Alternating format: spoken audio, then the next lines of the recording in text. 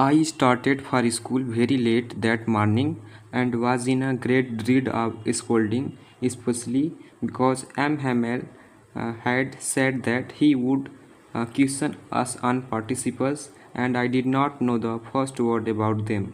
For a moment, I thought of running away and spending the day out of doors.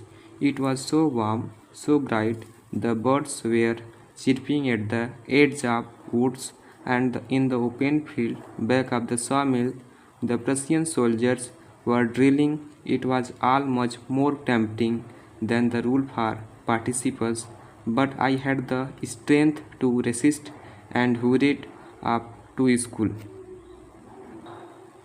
When I passed the town hall, there was a crowd in front of the bulletin board. For the last 2 years, all our bad news had come from there. The lost battles, the draft, the orders of the commanding officer, and I thought to myself without stopping, what can be the matter now? Then, as I hurried by as fast as I could go, the blacksmith watcher, who was there with his apprentice regarding the bulletin, called after me, "Don't go so fast, bub. You will get to your school in plenty of time." I thought he was making fun of me and reached Amhamel little garden all out of breath. Usually, when school began, there was a great bustle which could be heard out in the street, the opening and closing of desks, losing repeated in unison, very loud, with our hand over our ear to understand better, and the teacher great ruler rapping on the table. But now it was also still without being seen. But of course, that day everything had to be as quiet as Sunday morning. Through the window, I saw my classmate already in their place, and M. Hamel walking up and down with his terrible iron ruler under his arm. I had to open the door and go in before everybody. You can imagine how I blushed and how frightened I was. But nothing happened. Hamel saw me and said very kindly, "Go to your place quickly, little friends. We were beginning without you." I jumped over the bench and sat down at my desk. Not till then, when I had got a little over my fright, did I see that our teacher had on his beautiful green coat, his frilled shirt, and the little black silk cap, all embroidered, that he never wore except in inspection and prize days.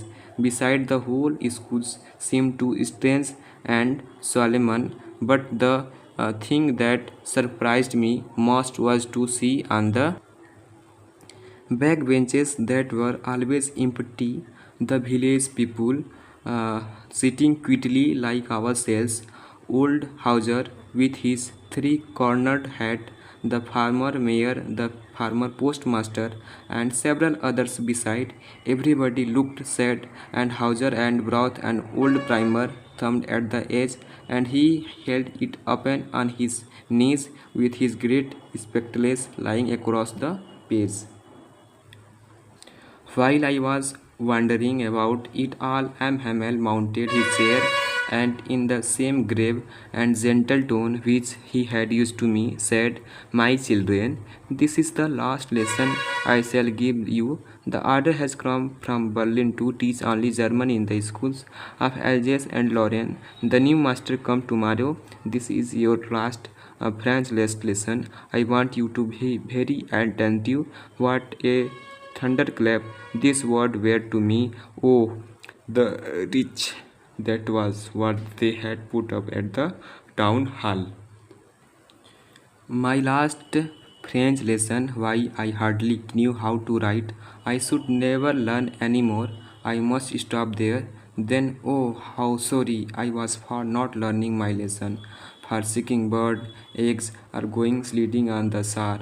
My book that had seemed such a nuisance a while ago, so heavy to carry, my grammar and my history of the sense were old friend now that I could not give up, and am Hamel Two, the idea that he was going away, that I should never see him again, made me forget all about his ruler and how cranky he was.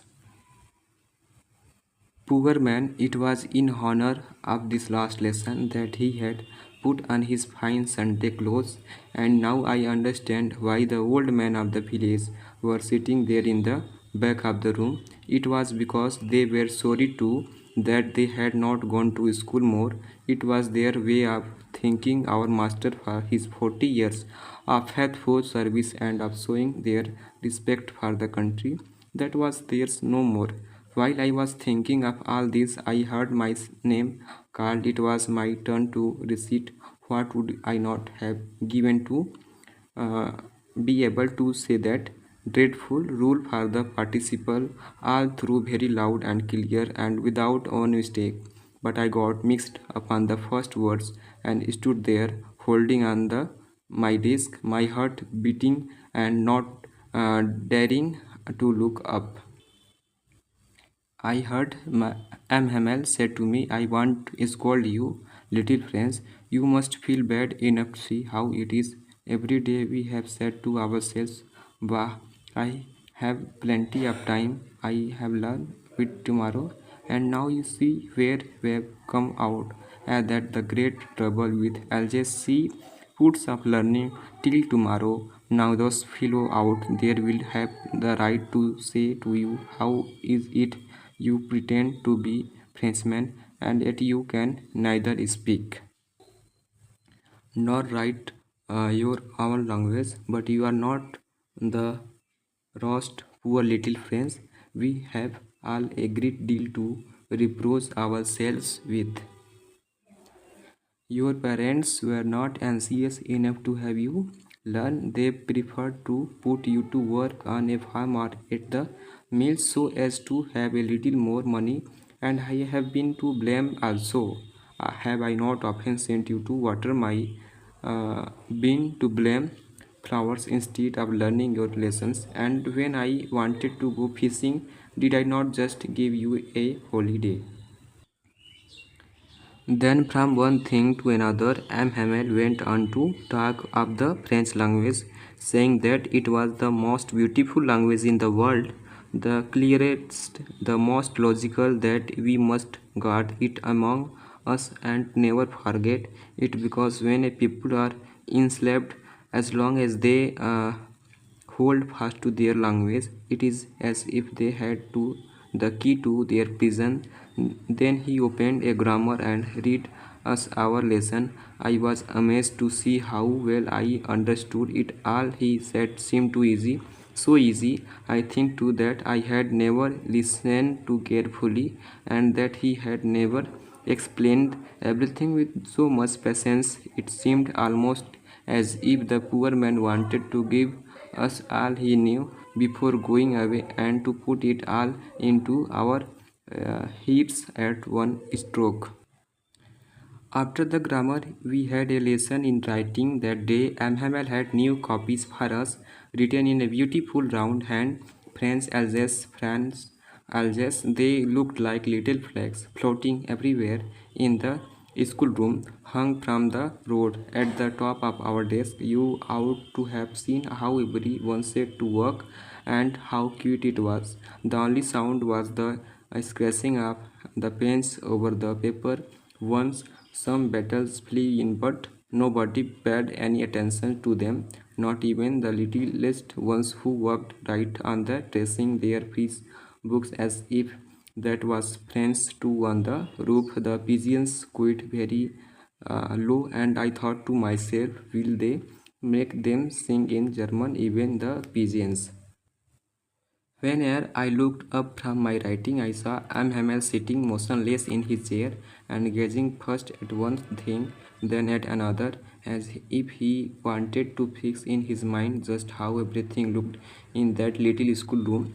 Uh, Fancy for 40 years he had been there in the same place with his garden outside the windows and his glass uh, in front of him, just like that, only the desk and benches had been worn smooth. The walnut trees in the garden were taller and hoping that he had planted himself, twined about the windows to the roof.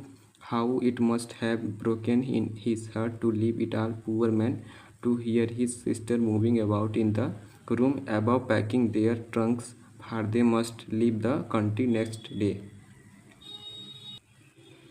But he had to courage to hear every lesson to the very last after the writing.